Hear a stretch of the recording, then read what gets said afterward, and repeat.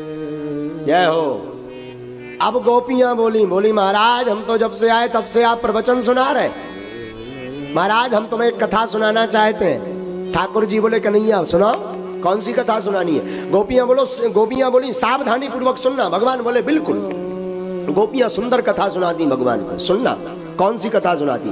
गोपियां सुनाती महाराज एक ब्राह्मण था, उसकी एक पत्नी जो ब्राह्मणी थी। ब्राह्मणी अपने पति की बड़ी सेवा करती थी, पति के चरणों को दबाती फिर सोती। जिसका विवाह हो गया उस स्त्री का धर्म है पति के चरणों को दबा करके शयन करना, क्योंकि पति के पाद में शुक्र भाग होता है, चरणों में शुक्र भाग होता है। और जिस घर में निर्धनता हो उस घर की अगर स्त्री अपने पति की भाव से अगर सेवा करे और पति भी बिना क्लेश लड़ाई किए हुए घर पर रहे, तो साहब हम व्यासपीठ से आपसे कहते हैं उस घर की दरिद्रता भाग जाएगी, वो धनवान हो जाएगा।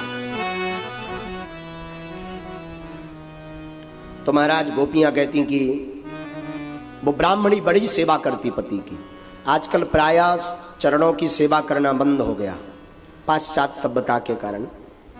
जब से ये मूवी आई है, फिल्में आई, इन्होंने देश बर्बाद कर दिया। आजकल बंद हो गया चरणों को दबाना। अच्छा जितने पुरुष बैठे हैं तुम में से कोई एक हाथ उठाओ जिसकी घरवाली रोज पैर दबाती। ओनली वन मैन, झूठ तो नहीं, बगल में तो नहीं बैठी। हाँ तभी तो कई लोग तो डर के मारे उठा देते, वरना घर पे जाके बेलन चिमटा मारेगी, भोजन नहीं देगी, गाली सुनाएगी। कहीं ऐसा तो दहशत में तो नहीं बोल रहे, तुम्हारा चेहरा का रिएक्शन तो बोल रहा है। और कोई ऐसा भाग्यशाली है जिसकी घरवाली रोज पैर दबा? सब अब आगे, हाँ सभी अब आगे बैठे डूब मारो। हाँ? अरे भाई बात भी सही है। आजकल की धर्म पत्नियां चरण नहीं दबाती, पति सो जाए तो उनका मन गला दबाने का होता है।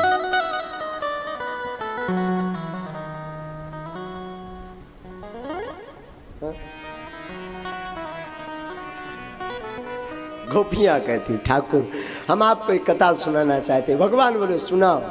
एक ब्राह्मणी थी, ब्राह्मणी अपने पति की खूब सेवा करती।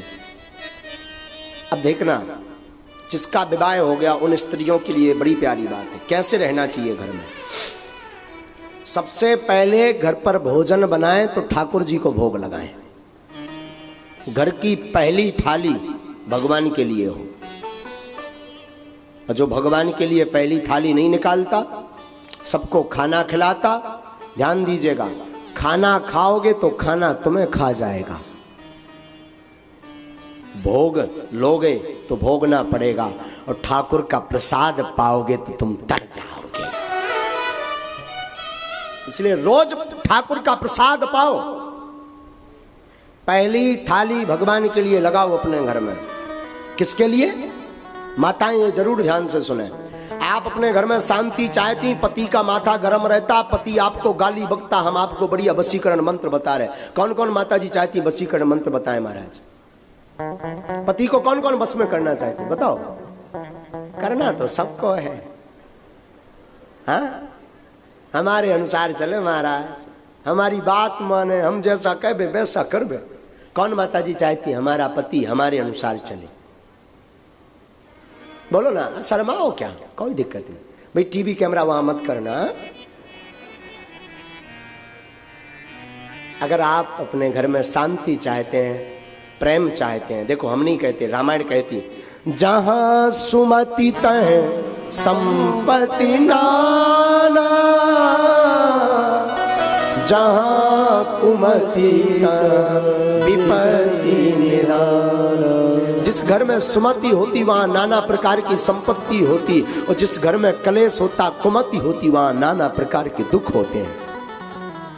तो अगर आप अपने घर में शांति चाहते, कलेश मुक्त होना चाहते अपने घर में, तो सूत्र लीजिए, लिख लेना बाद में। बागेश्वर धाम यूट्यूब चैनल से वीडियो निकाल के सुनिए क्या उपाय है। पहला उपाय, आप आप अपनी रसोई में बिना नहाए प्रवेश मत करो, पहला उपाय। और आजकल की माताएं राम बचाए, राम राम राम राम, दो दिन न नहाए, कुछ सब नहीं कुछ।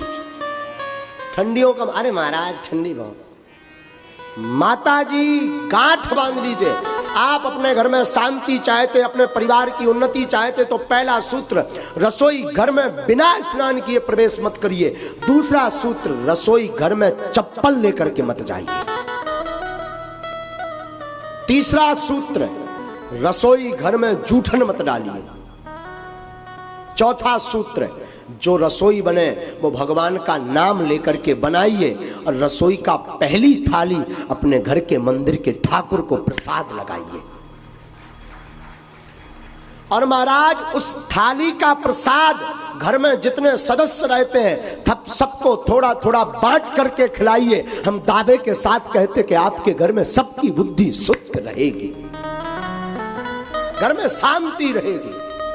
और आजकल यही कमियां सबसे ज्यादा है। माताएं आलस के कारण आजकल जो है रात को ही आटा गौंथ के रख देती, सुबह भी यही काम आएगा। फ्रिज में रखा हुआ आटा दरिद्रता का सूचक है। लेकिन माताएं आजकल आलसी है ना, कुछ करना नहीं चाहती, चप्पल पहन के टुक टुक टुक। और जूठन भी वही चेक कर लेती, तीखा तो नहीं है, मीठा है कि नहीं। हमें एक वाकया हमेशा बोलते हैं, मुंबई में हमारे साथ एक घटना घटी, बताऊं क्या, बताऊं। माता जी हम मुंबई गए, मुंबई में कथा करी। यजमान हमारा बड़ा अच्छा था, बड़ा नाम था उसका, वहां का एमएलए था। उसने कथा करवाई, कथा की, बढ़िया कथा हुई माता जी। एक दिन ऊपर ठहरे हुए थे दूसरे मंजिल में, तो एक दिन हम चाय पीने नीचे उतरे। हमने सोचा नीचे वो जो उसका गेस्ट रूम, वो आंगन जैसा हवेली टाइप का था, तो जो आंगन जैसा था हमने सोचा वहां से पी लेते हैं। गए, नीचे उतरे, बैठ गए। तो वो बहू जो थी यजमान जी की पत्नी, हम तो गुरु जी तो हमारी बहू, तो वो आई, गुरु जी चाय पिएंगे? हमने कहा हाँ पिएंगे। महाराज सामने रसोई थी। अब वो रसोई में गई तो सामने रसोई थी, हम बैठ करके चर्चा कर रहे थे। अचानक हमारी नजर रसोई घर पर गई तो वो क्या कर रही थी, चाय बनाते बनाते ऐसा पात्र लेके उसको ऐसे हिला रही थी और उसने ऐसे डाले, सूप किया महाराज, हाथ पर ऐसी चाय वो डंकिया से घुटुर घुटुर करके ऐसे डाल के चरणामृत सा पी गई। हम देखे गौर से, हमका आंखें तो नहीं खराब हैं। फिर देखे तो फिर उसने ऐसा शक्कर बक्कर जो भी हो उसने फिर डाला, फिर ऐसे ऐसे डंका की गुटुर गुटुर फिर किया। फिर हम के राम राम राम राम राम राम।